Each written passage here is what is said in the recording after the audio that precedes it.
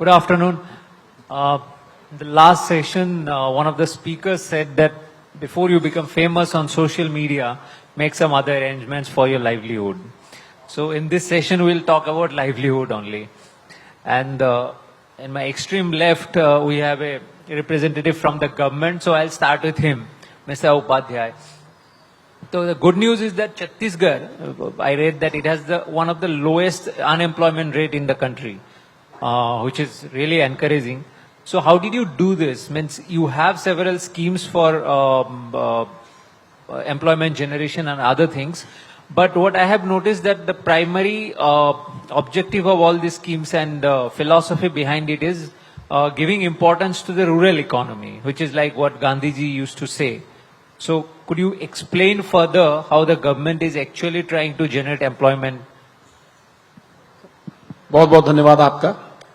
India today को मैं बधाई और धन्यवाद देना चाहता हूं कि आपने छत्तीसगढ़ की रायपुर की राजधानी पर आज इस चर्चा पर बुलाया। और पहला सवाल आपने जो किया वो आज पूरी दुनिया इस बात को कह रही है कि छत्तीसगढ़ में बेरोजगारी रेशियो कम कैसे है।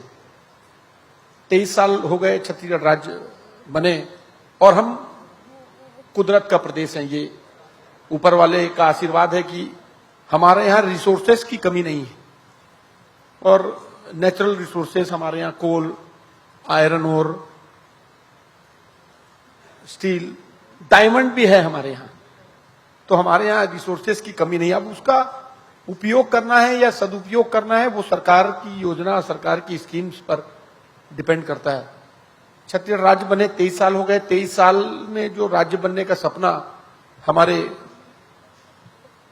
पूर्वजों ने देखा था, पुरखों ने देखा था, वो सपना मैं समझता हूं इन 5 सालों में साकार होते नजर आ गया। सरकार ने अपनी योजनाओं को ग्रामीण अंचल से उसकी शुरुआत की और मैं समझता हूं कि आज अगर रूरल बेल्ट में, ग्रामीण एरिया में आप रोजगार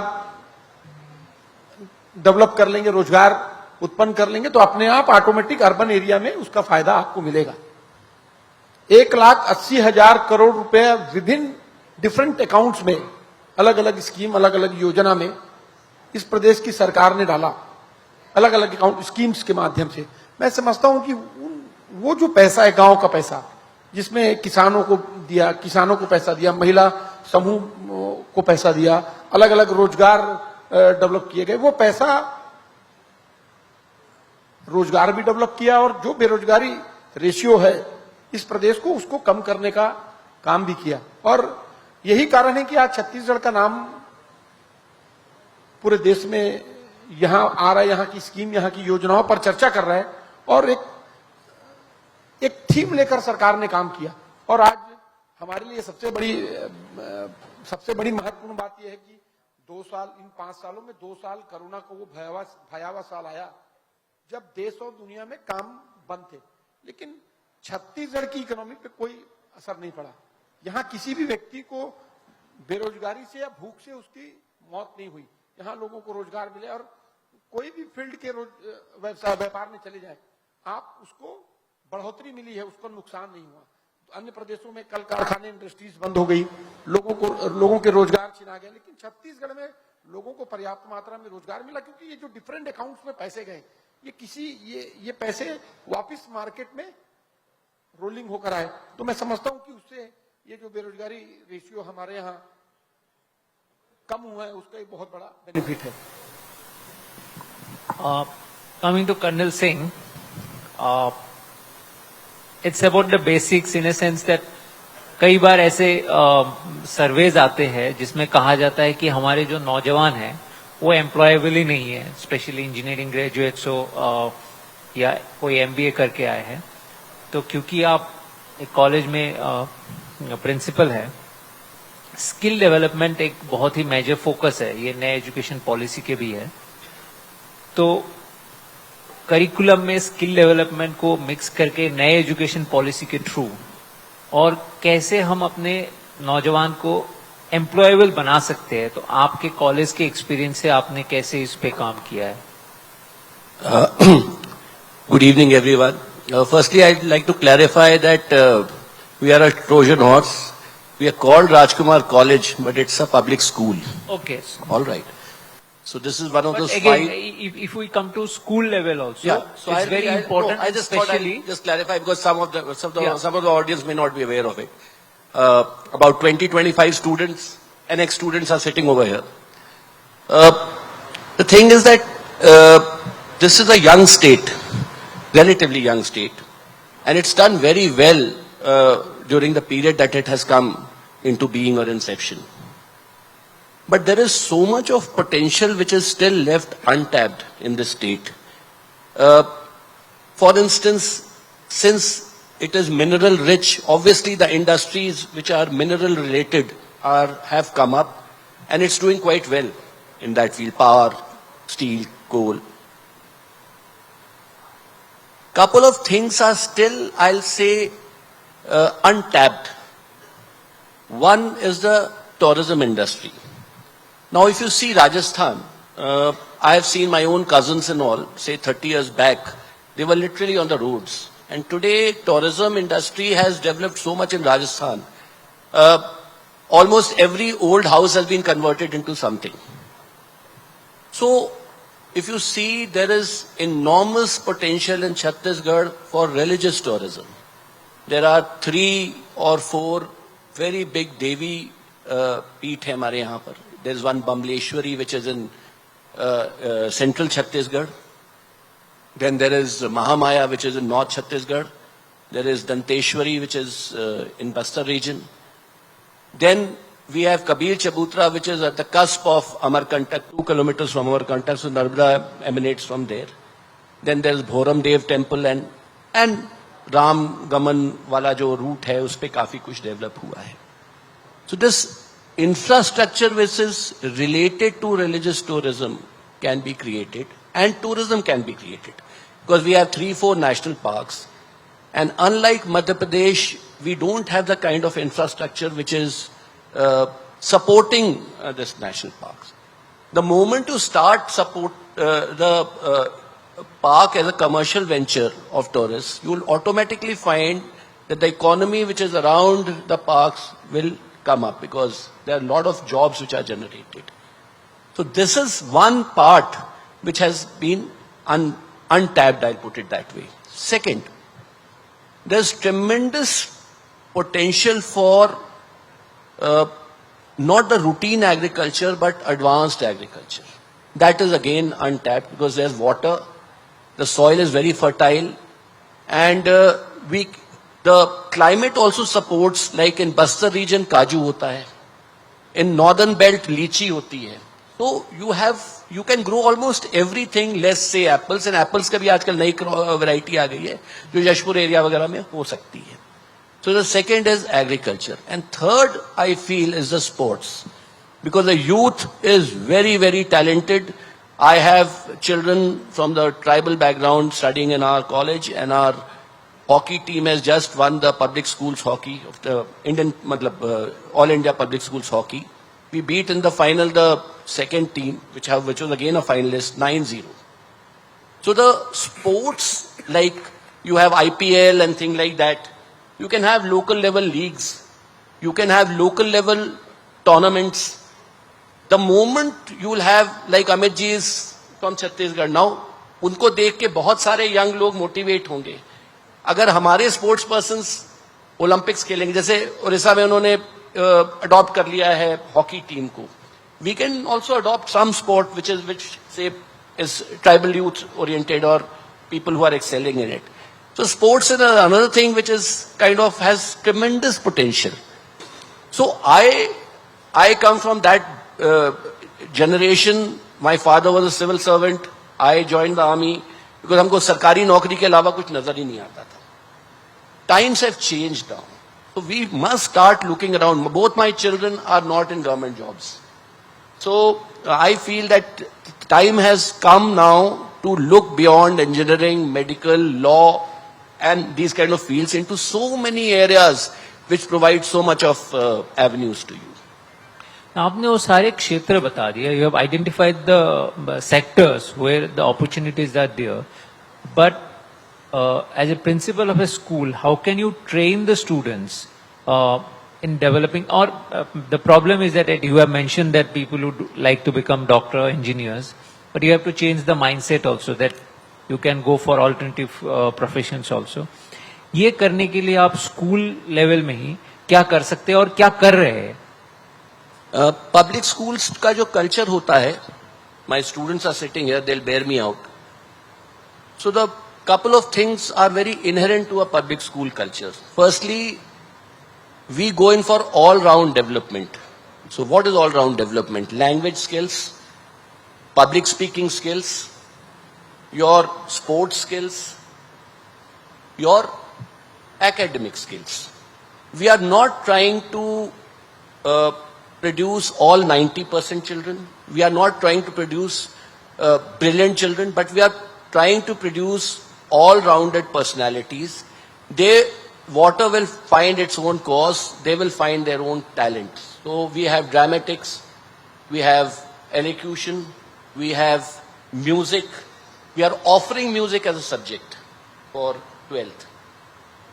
So we provide a lot of avenues for these talented children, which whatever be the aptitude of the child, he or she should be egged towards it. The problem that one is facing as a principal is that this generation is quite used to or quite favorable towards finding these new paths. The parents are still stuck on engineering, medical and all those things. So that is where there's a dichotomy, tens mein nikal ke send them to Kota, all those coaching center places. So it's happening. It happens. But things are changing now. किरण, आप भारतीय महिला football team के member हैं और ये अपने आप में बहुत बड़ी अचीवमेंट है, इसलिए क्योंकि आप पहले तो महिला है, ट्राइबल है और एक रिमोट एरिया से आते हैं, तो तीनों तरह से आप डिसएडवांटेज थे, लेकिन फिर भी जाके आपने इंडियन टीम में अपने जगह बनाई. तो ये जर्नी कैसे हुआ, कहाँ से आपको ये इंस्पिरेशन मिला? और साथ में अगर कोई चाहे, जैसे अभी कर्नल सिंह के साथ हम बात कर रहे थे कि ऐसे प्रोफेशन चुनने की बात भी नहीं करते, और जिस जहां से आप आए हैं वहां पे तो ऐसे बात होते भी नहीं है, तो ये आपने कैसे कर दिखाया और आगे 10 और लोगों को आप कैसे इंस्पायर करोगे? सबसे पहले तो मैं थैंक यू बोलूंगी इंडिया टुडे को, मुझे यहाँ इनवाइट किया, और आई थिंक मैं सबसे यंगेस्ट हूँ यहाँ पे. सर लोगों के साथ स्टेज शेयर कर रही हूँ और मुझे बहुत अच्छा लग रहा है कि सर लोग के साथ बैठ के. जैसे कि सर ने बोला कि मैं बहुत रिमोट एरिया से हूँ, मैं बालोद से हूँ. वहाँ पे स्पोर्ट्स मतलब 0 के बराबर है. हमारे यहाँ कुछ बच्चे बस है, ग्राउंड है, वहां आके बॉल खेले थे. हमारे पास सिर्फ एक बॉल रहता था, हम उस पे सारे लोग खेलते थे. तो मेरे भाई है, मैं अपने भाई के साथ ही फुटबॉल स्टार्ट की हूँ. और मेरे स्कूल में बहुत अच्छा इन्वायरमेंट था गेम्स का, तो मैंने फुटबॉल को चूज किया. और जैसे कि सर ने बोला कि वहां तक कैसे पहुंचे, ये तो मेरे अंदर से ही था कि मुझे एक दिन इंडिया खेलना ही है, और ये मैंने स्टेप बाय स्टेप किया. मुझे नहीं पता था कि मैं वहां कैसे पहुंचूंगी, बट मुझे इतना पता था कि मैं जहां प्रैक्टिस कर रही हूँ वहां मेरे को सबसे बेस्ट रहना है. वहां मैं जो अच्छा कर रहा है उनसे मैं और एक अच्छा लेवल कर सकूं. वो आ रहे 6 बजे तो मैं 5 बजे जाके वहां प्रैक्टिस करूंगी, तो फिर उससे अच्छा मैं बन पाऊंगी. और मैं ये भी बताऊंगी कि जहां मैं रहती हूँ बालोद, ग्राउंड भी नहीं है और वहां पे गर्ल्स भी नहीं है. जब मैंने स्टार्ट किया था तो मैक्सिमम 5 to 6 गर्ल्स ही थे और मैक्सिमम बॉयज लोग थे. और फिर गर्ल्स लोग धीरे धीरे करके छोड़ते गए, बट मैंने उस कंटिन्यू रखा. और जब वो छोड़ दिए तब मैंने बॉयज से कम्पीट किया कि भैया आप उस गोल पोस्ट में मार रहे हो 5 बार, अगर 5 में से आपका 3 गया और मेरा 4 गया तो आप मुझे चॉकलेट खिलाओगे. मतलब मैंने एक कंपटीशन रखा था कि मैं उनसे बेस्ट रहूंगी हमेशा. और एक एक स्टेप करके गई. पहले मेरा स्कूल नेशनल में सिलेक्शन हुआ, स्कूल नेशनल से मैंने सीनियर नेशनल पे, ऐसे स्टेप बाय मैं गई. वहां पे मेरा कोई बड़ा एक जाके सीधा जाके खेल ऐसा तो नहीं था, बट मैंने एक स्टेप जाके वहां से स्टार्ट किया. और मैं एज अ यंग बाकी लोगों को भी यही बोलूंगी कि स्पोर्ट्स में बहुत ही अच्छा एक जो भी एथलीट है उनको एक तो डिसिप्लिन उनमें ऑलरेडी रहता है और वो जिंदगी में कैसे जीना है वो उनको स्पोर्ट्स सिखा ही देता है। ये स्पोर्ट्स ने मुझे बहुत ही अच्छा सिखाया है कि कैसे आगे बढ़ना है और जो यंग प्लेयर आने वाले हैं मैं उनसे ये बोलूंगी स्पोर्ट्स बहुत अच्छा करियर है। अभी हमारे इंडिया पे बहुत ज्यादा डेवलप हो रहा है कि आप एज अ करियर भी ले सकते हो, बट आपको उसमें हार्ड वर्क कंसिस्टेंसी रखना पड़ेगा। जैसे कि मैं वहां सुन रही थी, जो सर आए थे उन्होंने बोला कि इंटरेस्ट बहुत ज्यादा जरूरी है। आप किसी को देखा सीखी आओगे तो फिर ये नहीं हो पाएगा। आप इंटरेस्ट आपका अंदर से आ रहा है कि हाँ मुझे उस लेवल पे खेलना है, आप एम बना के रखे हो कि मुझे उस लेवल पे खेलना है, आपने इच्छा रखी है कि उस लेवल पे मुझे खेलना है, तो वो हार्ड वर्क और कंसिस्टेंसी वो जरूरी है। Thank you. बहुत सही बात है, लेकिन आपने कहा कि मुझे टीम इंडिया में खेलना ही था बचपन से ही। सबके एक रेफरेंस पॉइंट होते हैं। इंडिया में बहुत लोग तेंदुलकर बनना चाहते हैं, आप विराट कोहली बनना चाहते हैं। फुटबॉल, वो भी वुमेन फुटबॉल के कोई रेफरेंस पॉइंट ऐसा है नहीं। तो आपके मन में ये कैसे आया कि मुझे फुटबॉल ही खेलना है और फुटबॉल के ही नेशनल टीम में जाना है? आपने बहुत सही बात बोली कि गर्ल्स फुटबॉल में ज्यादा रेफरेंस नहीं है। हम किसको आगे देख के हम हाँ उसके लायक हमको बनना है, ऐसा नहीं है। बट मेरा ऐसा कुछ था नहीं कि मेरे को उसके जैसा ही बनना था, बस फुटबॉल में इंटरेस्ट था, उसको कंटिन्यू रखा और एक एम था कि हाँ बस इंडिया को रिप्रेजेंट करना है, बस वो चलता गया तो वहां तक हम पहुंच गए। Thank you. मिस्टर कल्याणी, ये जो मल्टी डायमेंशनल पॉवर्टी इंडेक्स है उसमें ये कहा गया है कि 1 in 5, 5 में से एक rural Indian below poverty line है। इस स्टैटिस्टिक्स को नजर में रखते हुए आपके जो ऑर्गेनाइजेशन का ट्रांसफॉर्मिंग रूरल इंडिया फाउंडेशन का एक मोटो है, समाज, सरकार और बाजार, ये मोटो लेके आप कैसे इस पॉवर्टी इंडेक्स को सुधारने की काम कर रहे हैं? क्योंकि I have seen that your organisation primarily focus on the rural economy. Yeah, so thank you so much, and I'll also like to start by thanking the India Today group for giving me this opportunity to sit with youngsters. Indirectly, Kiran ji ने हमें बुढ़ा कह ही दिया, हम युवाओं पे बात करने के लिए बैठे हैं, but मतलब कुछ ही सालों पहले मैं एक देश के फेलोशिप प्रोग्राम का हिस्सा था जिसमें हमें देश के युवा कहा जाता था, और चंद सालों में अभी हमें लोग कह रहे हैं कि मैं हमारे सीनियर्स के साथ बैठे, तो एक वो चेंज मैं नोटिस कर रहा हूँ। मैं अपनी बात रखने के पहले एक बहुत जब अमित जी गाना गा रहे थे तो उस सेशन में मेरे मन में आया था, और मैं तब चूंकि इंटरेक्शन का मौका नहीं मिला था, I use this platform to just convey to you Amit that your songs were super melodious, undoubtedly, उसमें कोई शक नहीं था। बट मुझे बहुत अच्छी चीज लगी, थोड़ा शायद मेरा स्टीरियोटाइप था कि मुझे लगा नहीं था कि बॉलीवुड वाले इतने रिफ्लेक्टिव जवाब भी दे पाएंगे, and I was super impressed with your answers. So you have a new fan in me today, so it was great. Moving on to the questions. So आप देखिए, multi dimensional poverty index actually based जो है वो 3 प्रकार के dimension पे based होता है, एंड देयर आर 10 इंडिकेटर्स जो उसमें होते हैं, और नेशनल जो पॉवर्टी इंडेक्स नीति आयोग ने बनाया उसमें 12 इंडिकेटर्स, 2 इंडिकेटर्स हमने ऐड किए हैं। अब मेरी ऑर्गेनाइजेशन किस चीज पे कैसे काम करती है, समाज, सरकार, बाजार के कॉन्फ्लुएंस पे या कॉन्टिनम पे, उसके पहले मैं एक्चुअली थोड़ा सा रिफ्लेक्ट करना चाहूंगा कि हम लोग ये क्यों करते हैं। In the first place, why did we think of this continuum? So अगर हम युवाओं की परिस्थिति देखें इस राज्य में या देश भर में भी, तो ये कोई होमोजीनियस ग्रुप नहीं है। इन द फर्स्ट प्लेस हम लोग पूरे युवाओं की एक जरूरत की बात हम लोग कर नहीं सकते। आप छत्तीसगढ़ में भी देखेंगे तो आपके जो सेंट्रल बेल्ट के युवा है वो आपके बस्तर के युवाओं से अलग है, उनकी जरूरतें भी अलग है, या आपके नॉर्थ के युवाओं की जरूरतें और उनकी कंडीशन भी बहुत अलग है। सो आप देखेंगे कि 3 प्रकार के इनिशिएटिव्स जो यहाँ काम कर सकते हैं। एक तो पहले है जहां मार्केट की, जो बाजार की हम बात करते हैं, कहाँ रोल प्ले कर सकते हैं, तो आपका सेंट्रल छत्तीसगढ़ आप देखेंगे यहाँ बड़े बड़े टाउन्स है थोड़े, where there is a scope की आप किसी को अगर स्किल डेवलपमेंट ट्रेनिंग देते हैं किसी युवा को, तो उसको तुरंत जॉब मिलने की पॉसिबिलिटी है। बट क्या यही मॉडल, क्या स्किल डेवलपमेंट बेस्ड ही हम लोग बस्तर में कर सकते हैं? शायद नहीं। कर सकते हैं, लेकिन मुझे लगता है उतना इफेक्टिव रहेगा या करने की जरूरत है क्या। वहां पे लोगों के पास जमीनें हैं, वहां पे जैसे विकास जी भी कह रहे थे कि ये रिसोर्स रिच स्टेट है, यहाँ पे लोगों के पास रिसोर्सेस है। मुझे याद है हमने जब दंतेवाड़ा में पहली बार लाइवलीहुड कॉलेज एक शुरू किया था, जो स्किल डेवलपमेंट इंस्टीट्यूशन था, पहली बैच थी, उन्हें टेलरिंग का ट्रेनिंग दिया गया और उन्हें चेन्नई भेज दिया गया। सब लोग 2 महीने में वापस आ गए और वो सारे लोगों के पास जमीनें थी। सो ऐसे जगहों पे हम लोग स्किल डेवलपमेंट बेस्ड मॉडल नहीं कर सकते, मार्केट बेस्ड मॉडल नहीं कर सकते, वहां पे हमें थोड़े दूसरे प्रकार के मॉडल्स करने पड़ेंगे। वहां रोल आ जाता है सरकार का, क्योंकि लोग वहां डिस्प्रोपोर्शनेटली सरकार पे निर्भर रहते हैं। सो वहां हमें एग्रो बेस्ड जो हमारे मॉडल्स है वो अपनाने पड़ेंगे।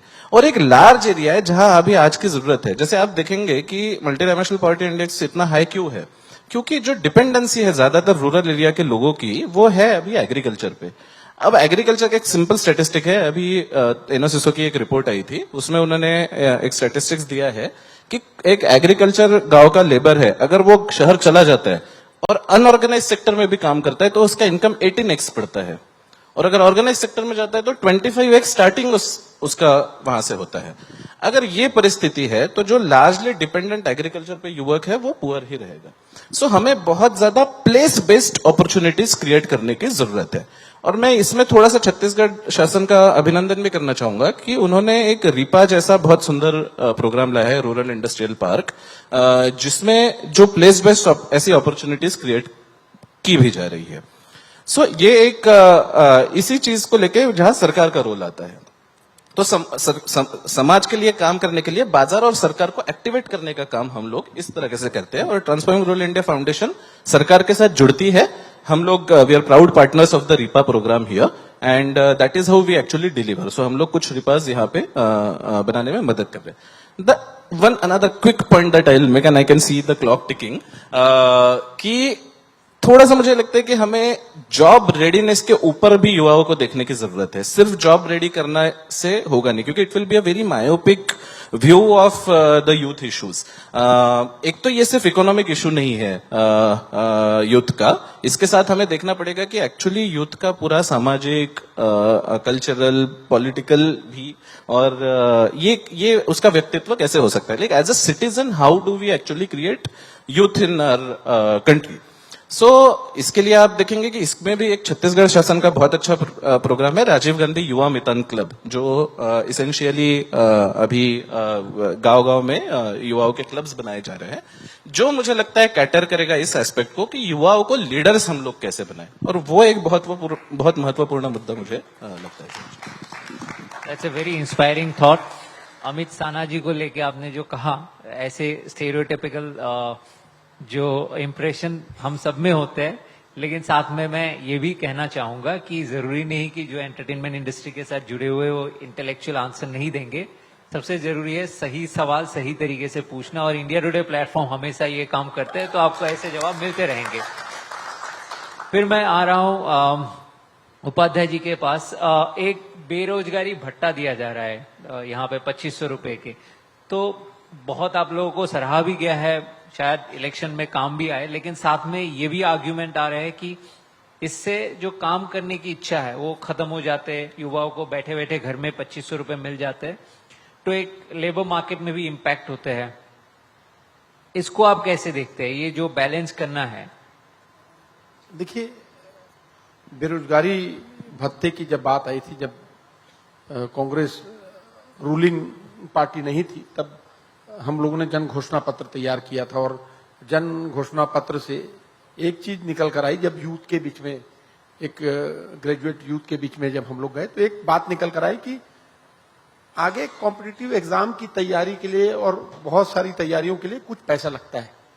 ग्रेजुएशन होने के बाद उन तैयारियों के लिए पैसा मांगना एक लोअर मिडिल क्लास परिवार के बच्चे को थोड़ा सा ऑकवर्ड लगता है कि मैं स्कूलिंग भी मेरे पेरेंट्स ने, माँ बाप ने कराई, अब कॉलेज में भी ग्रेजुएशन भी करा दिया, अब नौकरी की तैयारी के लिए, सर्विस की तैयारी के लिए मुझको कॉम्पिटिटिव एग्जाम देना है, अलग अलग प्रकार के कोर्सेज, ऑनलाइन कोर्सेज मिलते हैं।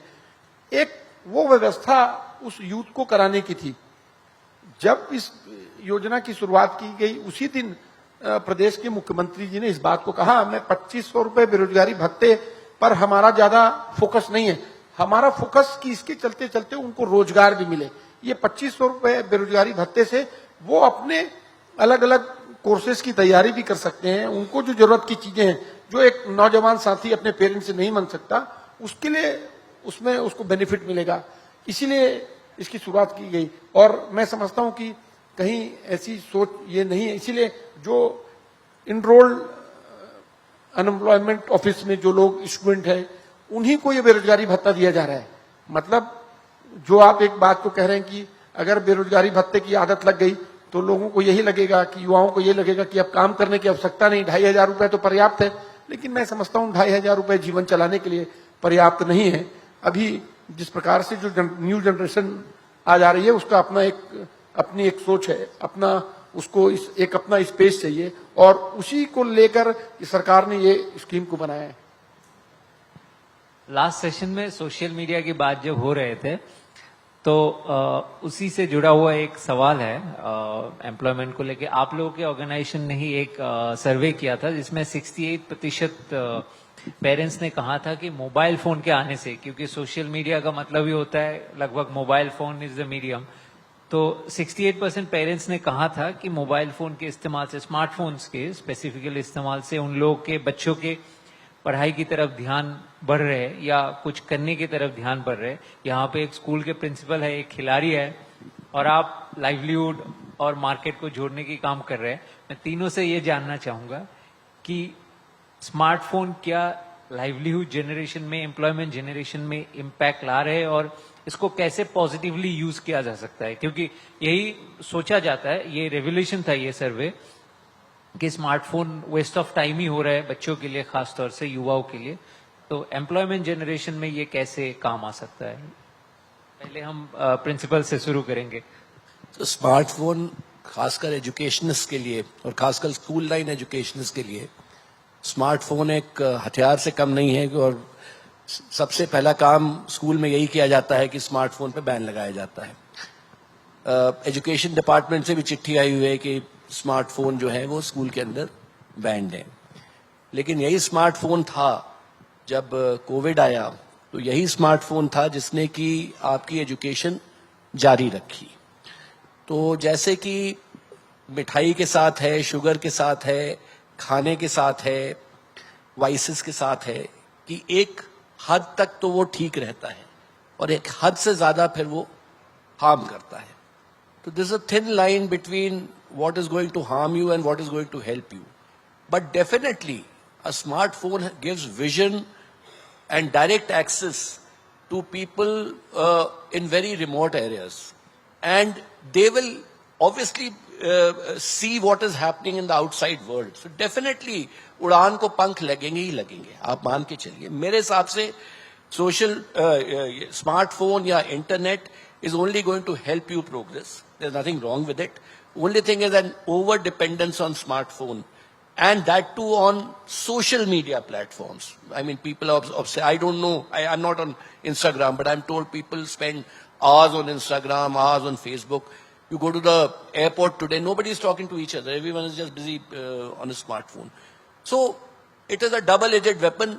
It's the way you see it. I will always see the glass half full. So I'll say that it is going to provide some kind of a vision to people who are using it. Kiran, quickly. Sir मुझे तो लगता है social media और smartphone जैसा लोग इस्तेमाल करते हैं वैसा उनके लिए वो होता है।